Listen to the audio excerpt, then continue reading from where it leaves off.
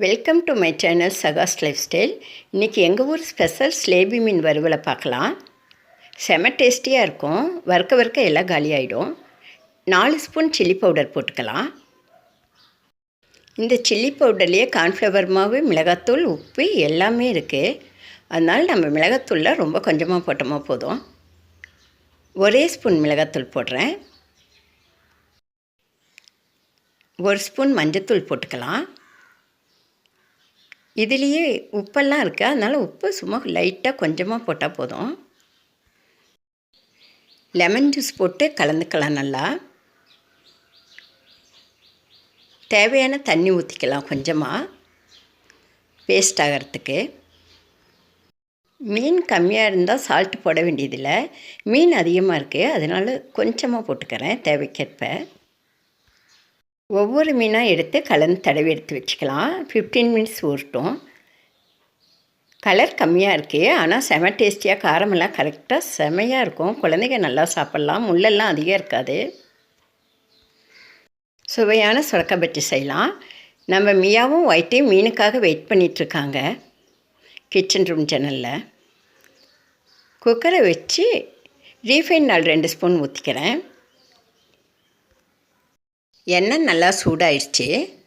கடுகு, உளுத்தம் பருப்பு, சீரகம், கொத்தமல்லி விதை போடலாம். கொத்தமல்லி விதையை கையில் நசுக்கி போட்டுடலாம்.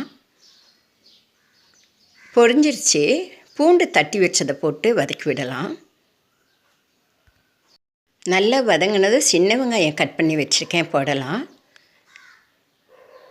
சின்ன வெங்காயம் கருவேப்பிலை போட்டு வதக்கலாம்.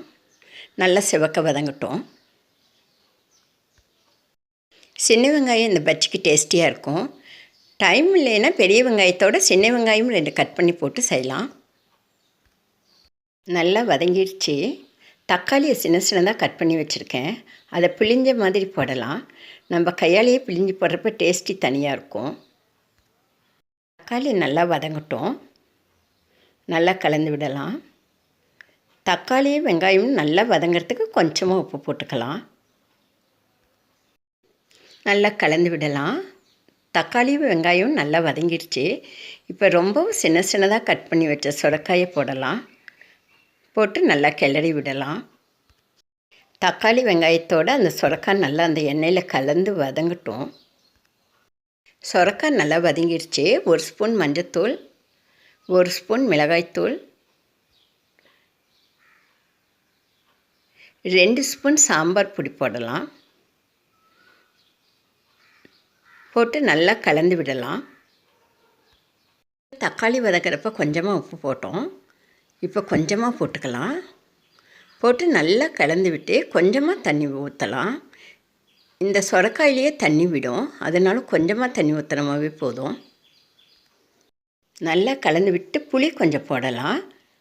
புளி அப்படியே போடலாம். நல்லா கழுவி நாரெல்லாம் எடுத்து கழுவி வச்சுருக்கேன்.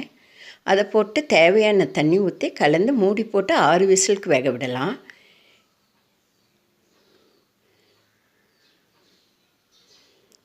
இதை மூடி போட்டு அந்த பக்கம் எடுத்து வச்சுட்டு இந்த பக்கம் மீன் வறுத்தரலாம்.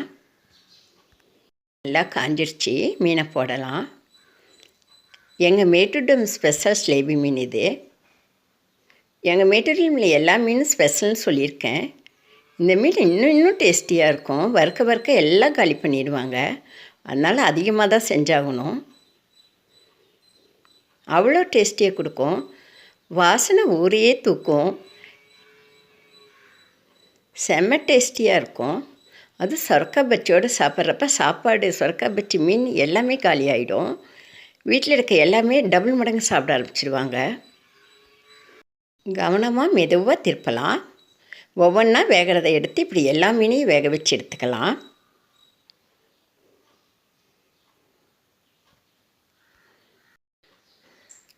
மீன் வேகட்டும். சுரக்காய் பஜ்ஜி ஆயிடுச்சு. செம கலக்கலான சுரக்காய் பஜ்ஜி. லைக் பண்ணுங்கள், சப்ஸ்கிரைப் பண்ணுங்கள். மீன் சூப்பராக பொரிச்சு எடுத்தாச்சு. வாங்க சாப்பிடலாம். என் வீடியோ பார்த்த உங்களுக்கு என் மனமார்ந்த நன்றிகள்.